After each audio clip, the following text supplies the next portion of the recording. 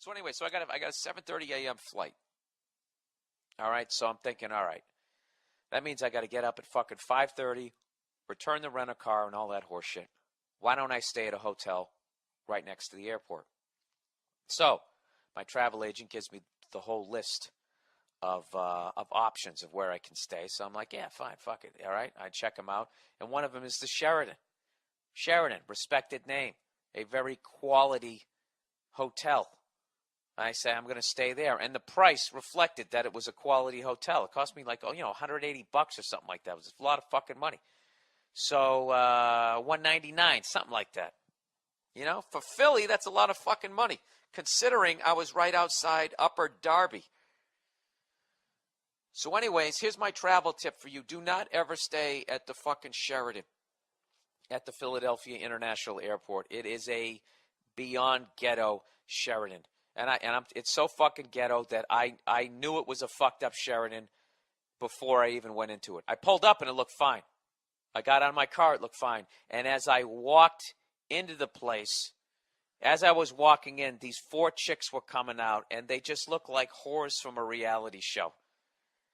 Awful tattoos on their feet, titties up and pushed together, these cheap-ass looking stripper shoes, and I went, oh, no. Oh, no, not a bad hotel. Please, God. Please, I started praying to the travel gods. Please don't let this be a bad hotel, I'm like, what? But, at first I was like, all right, what are these, like call girls? Do they just get done servicing some fucking married business guy on the road? Is that what they did? But it was like 12 noon. It's like, no call girls are up at 12 noon, all right? They already fucking washed off their vaginas, hosed them down at like 8 in the morning. And now they just fell asleep, face down in a fucking pile of glitter. And they're not going to wake up again till like 5 in the afternoon. That's how it works. And they wake up, they fucking, I don't know what they do. They put some fucking vitamin E on the ligature marks around their neck from the night before.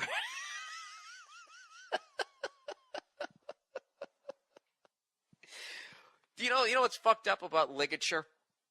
Nobody ever uses that statement unless somebody got choked to death. Ligature mark. No, there's never any ligature marks because you know why? Because these girls who are into that type of shit, if they survive the encounter, they wear that little ascot the next day around their neck. The hoary one, a choker. That's what they wear to cover it up. You ever have a girl want you to do that? Want you to choke her? I remember one time I was with this girl, right? And she all this type of shit. She wanted me to slap her in the face and all this crazy shit that all these fucking women shows they never address. They never address the amount of fucking women that like that. They like it rough. It's fucking insane. Unless I just keep picking the same kinds of fucking women, but it's ridiculous. The amount of fucking broads that I've gone out with. Fucking women's lib, fucking blah, blah, blah. My career comes first. If we get married, I'm not taking your last name. Yada, yada, fucking yada. Right?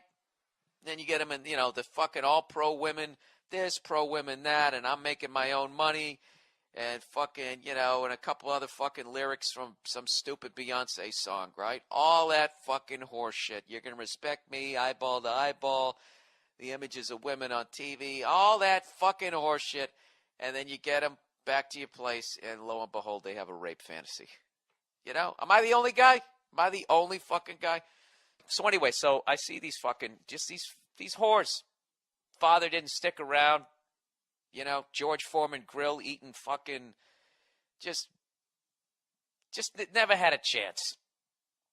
4 girls just coming out, just never had a fucking chance. And, just dressed like fucking truck stock fucking whores.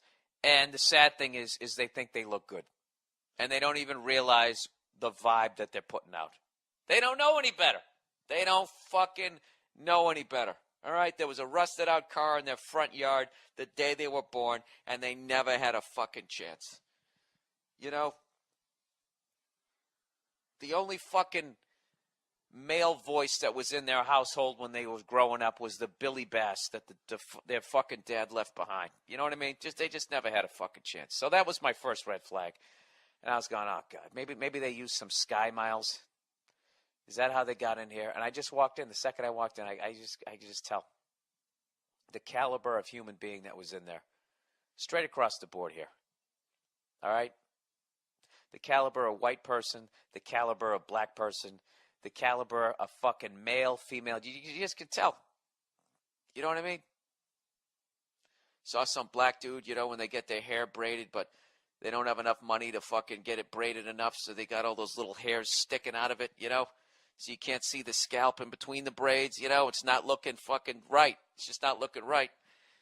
The fucking white dude with the cheap Anderson Little suit, the fucking creased up brown loafers with this gold lame horse shit on the front of it. Shoes look like they cost $11, and I'm just going, oh no. Oh God, at least let the fucking room be clean, So I check in, the lady behind the counter, she was nice enough. I don't know how she ended up at this fucking Sheraton. Maybe she stepped out of line at the big stockholders meeting. This is their Sheraton Siberia. So then I go up to my room, and it's weird. It had like it almost looked like a little house. You come walking in, there's a door, and right next to it, there's this big window for some stupid fucking reason. If I want to overlook half the elevators in the fucking poor excuse for a pool that they had. So the blinds were down, all right? So I open it up, and it's a suite. I'm like, nice. It was a nice room. It wasn't bad at all. So I'm in there for like 5 fucking minutes, and I hear this knock on the door, right? Guy fucking knocks on the door. It was covered in foam, so that's what it sounded like.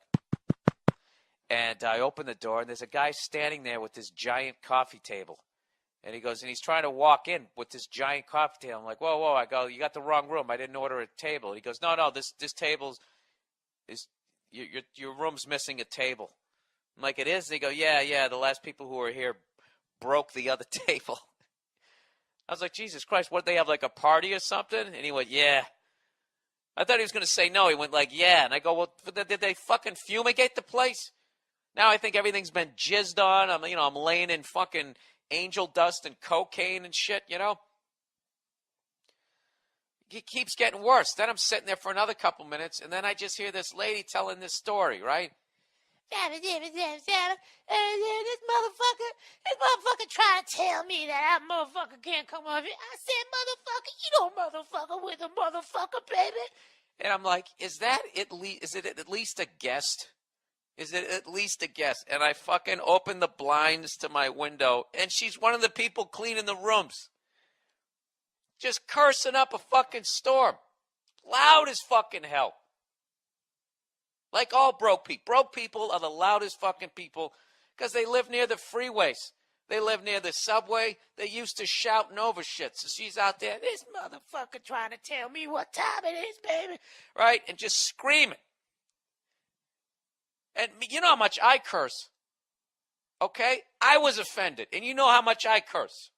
I was just like, Jesus Christ. Can you please, I might have kids someday. Can you please stop cursing like that? But I didn't say shit. Because, I mean, at that point, I knew what was going to happen. I would have been like, excuse me, could you do me a favor? Could you just not, motherfucker, why don't you mind your own business? Ain't nobody talking to you, baby. Right? I didn't want to go through that whole fucking thing and her screaming at me. Plus, she was so fucking big, she probably could have just choke slammed me, and we would have had to have a new fucking table in my room. 3rd fucking table that week, and I'm a conservationalist. Is that the right word? So I'm like, all right, fuck it, whatever. So I don't say shit. So anyway, I drove to Upper Darby. It was just unbelievably depressing that people have to live that way. Fellow Americans have to live that way, and that we're always sitting here fucking acting like we give a shit about other countries and we need to help out. We don't. All right? Well, you give a shit or I give a shit, but our government doesn't. We're worming our way in there to help them out, air quotes, so we can take their natural resources. All right? That's how it is. That's what the fuck is really going on. If you ever wondered why. All right? They don't give a fuck about Upper Darby, New Orleans, or whatever fucking all those blue-collar towns that are failing out there in Ohio. They don't give a shit about them because they already own them. So if there's any oil to be had, they can just go in and suck it out of the ground. Yeah, did that make any fucking sense? So anyway, I go back to my ghetto-ass fucking Sheraton. All right? I come walking in there, and at this point, it's 1 a.m. Now, if it was 1 in the morning and I was at a nice hotel, there'd be the usual thing. There would be some people hanging down at the bar, drinking, getting ready to cheat on their spouses. Dressed nicely, though. All right? But because it was a ghetto fucking Sheraton, I went down there, and most of the people in the lobby were children. Running around, screaming. Like 1 in the morning, kids just running around. I felt like I was in fucking Atlantic City. Those gamblers, degenerate gamblers, they don't fucking handle their kids right? So just this sea of fucking children. I mean, I was waiting for fucking, the only thing was missing was somebody there, gathering them. Like you could have had a children's choir. That's how many fucking kids were there. So I go up the elevator, and I get out of the elevator, and I walk back up to my little, I told you, the front of the room looked like a house, and there was a door, and then there's the window.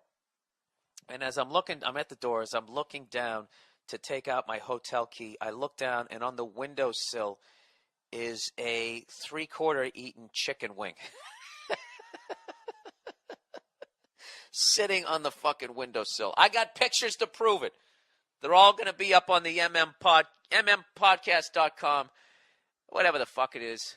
Is that the name of the website? I don't even know the name of the fucking website.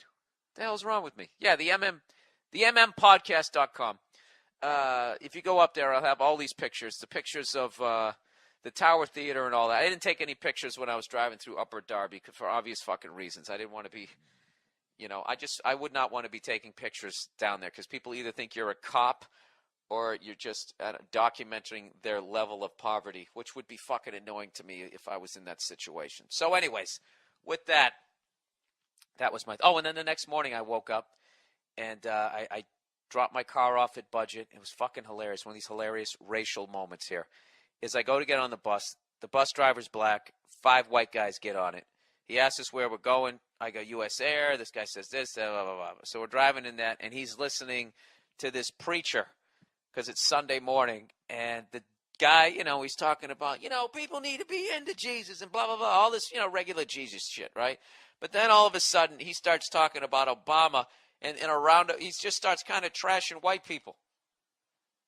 Just going, we should be giving thanks to Jesus that a strong black man is president and is not afraid to stand up to the white supremacists that we run in this country. And he's got it cranked. And I'm sitting there fucking, and all I did, just because I wanted to have the laugh, I just turned around and looked at all the other 4 white guys, and then everybody's just sort of sitting down looking at their wingtips like, really? What exactly is the call here? Or can we say something? Excuse me, we're not all white supremacists. Like, what exactly is the proper response to that? Because I thought it was, I don't know, I actually thought it was fucking hilarious. I wish I could remember what the guy was saying. Jesus, now I'm fucking bombing again on this fucking podcast.